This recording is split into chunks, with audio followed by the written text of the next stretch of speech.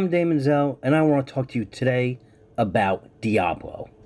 That's right, there's a new game coming out on June 2nd. It drops, Diablo Immortal. It's both on your mobile as well as your PC, and I'm going to get into all of that and tell you exactly what's going to happen.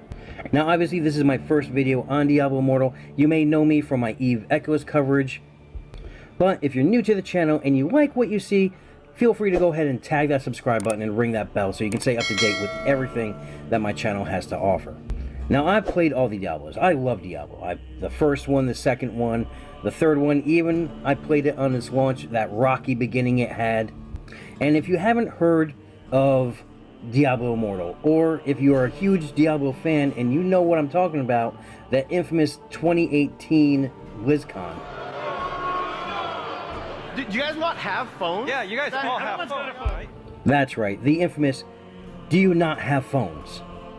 Well, they heard the community loud, and it took 4 years. If our goal is to truly reach as many players as possible, we should be on PC as well. By being on both mobile and PC, we know that everybody will be able to enjoy Diablo Immortal, whether or not you have a phone. And now, because of the outcry, it is not only going to be on our phones, but also our PC. That's right, this game is going to be cross-play, cross-progression. That's right, that means if you stop playing on your PC and you gotta walk out the door, you can pick up your phone and pick up right where you left off in the game. Or vice versa. You're playing while you're out, you come home, you put your phone down, jump right on your PC, and you start right where you left off. But if you are not familiar with the Diablo franchise, it is a action RPG game, a hack and slash dungeon crawler, where you get to go around and kill demons. But if you have played Diablo in the past, and you've played Diablo 2 and 3, and you may be wondering, because Diablo 4 is looming on the horizon, possibly coming out next year, you want to know, where is this in the Diablo timeline? Where does this story take place? Well, Diablo Immortal takes place between Diablo 2 and Diablo 3, just after Tyrael broke the World Stone and scattered those fragments throughout Sanctuary. That's where this game comes into play, where you go around and you have to collect these fragments. Now, I don't want to go ahead and give away too much of the story, because I myself don't know all of the story, but again, I want to be pleasantly surprised when I pick up that game, and I want you guys to be too. Now, the gameplay itself is going to be based on Diablo 3, but there's going to be a lot of changes in this game. And yes, because it is a mobile game first, there will be monetization, but don't worry, there's going to be a free-to-play aspect as well. The monetization in the game is going to be optional in-app purchases, such as crests and reforged stones. Now, you might be wondering what those are. Well, if you've played Diablo 3, you're familiar with the Rift system. Well, in that Rift system, using a crest, it's going to give a modifier to that Rift, either making it more challenging or easier. But the one thing it mainly does is it guarantees certain non-gear rewards, such as runes and legendary gems. And you might have guessed by the name, the Reforged Stone allows you to re-roll those stats on that gear. Some of them allowing you to focus specifically on the stat you want changed the most. Now, the main form of monetization comes in the form of a Battle Pass. And that Battle Pass is a progression system that allows players to earn rewards by completing seasonal quests and other in-game activities. If you're familiar with Diablo 3, these are your bounties, your daily bounties. But don't worry, the Battle Pass has both the free track as well as the paid track. If you're familiar with other mobile games such as Marvel Strike Force, Eve Echoes, or just about any other mobile game out there, this is a common trait throughout all of those. Now, obviously, on that free track, you're going to be able to earn yourself some of those legendary crests, as well as the Reforged Stones. However, on the empowered track, the paid track, or tier in this case, well, those players will be able to have access to exclusive cosmetics and even more rewards than the ones on the free track. Now, the cosmetics are actually skins that you can get for your class, and each season, or in each battle pass, there'll be a new skin for your class. Now, something that they did in Diablo 3, which they got rid of, was the market board system. However, in Diablo 3, they did it for real cash.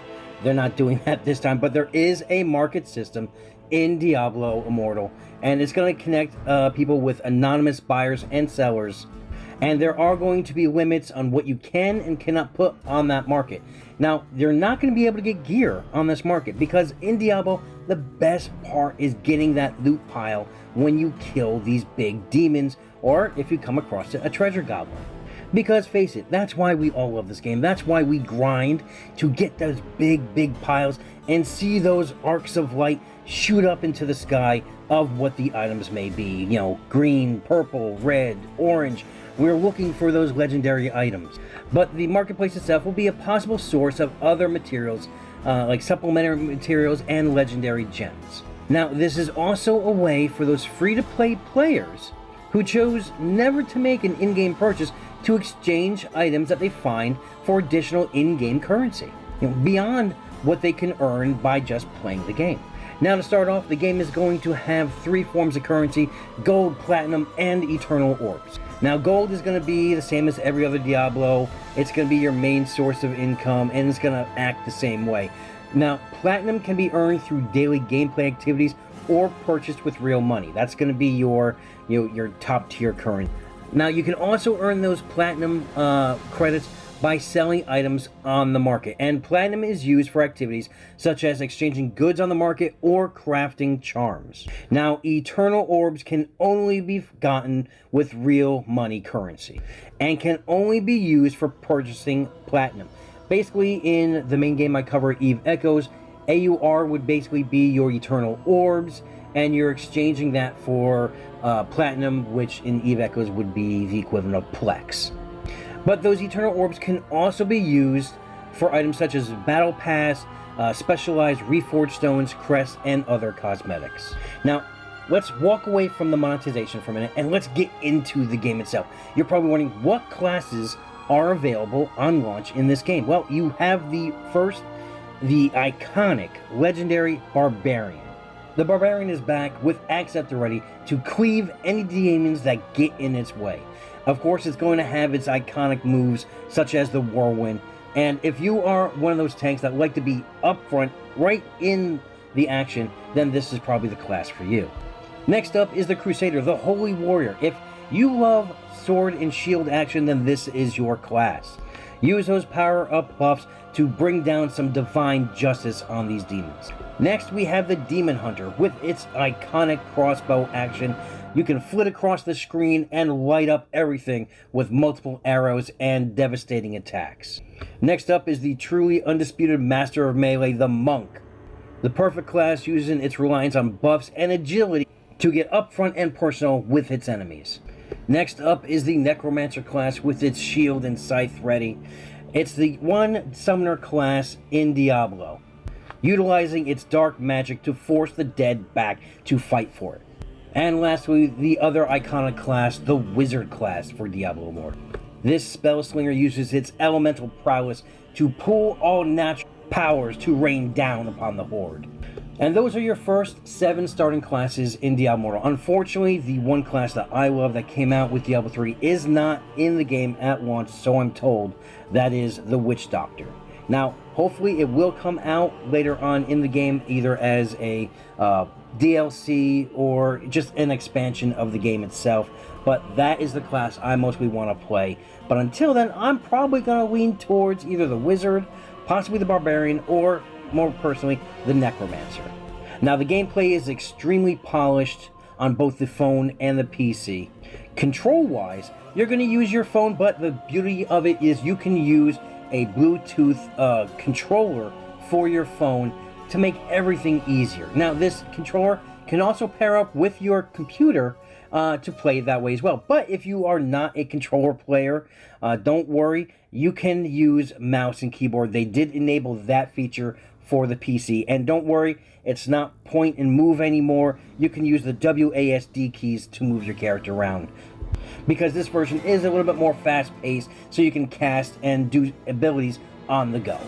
Now, here's a little something special for everyone. If you want to look your best when the game first launches, then you need to pre-register before June 2nd. You need to get out there right now, get over to the DiabloImmortal.com website, and pre-register for that game. Now, this is going to set up through your Battle.net.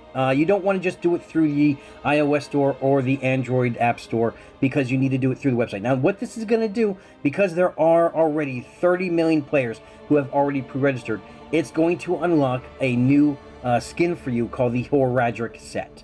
And as you can see, this looks killer. So definitely, if you are planning on playing this game, definitely do this so you can get that when the game launches and look your best. Also, when you are picking your class, you do get some customization. You do get to pick what gender you want your class to be. So you can be a male or female. None of the classes are gender locked.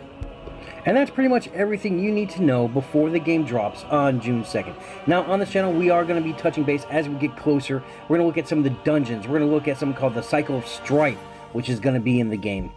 There's so much to be excited about when this game drops. Now, I will also be launching a guild when the game drops. I'm torn between the name. It's either going to be Hell's Echo or Echoes from Hell. You guys in the comments below, tell me what you like better. And it's going to feature some of your favorite content creators from Eve Echoes as well. The Big Skillet, Scipio, which is Killmark Collectors, and a few others. So get hyped, get excited, and then come slash some demons with us. Until then, stay tuned to the channel for more Diablo Immortal videos, as well as Eve Echoes news.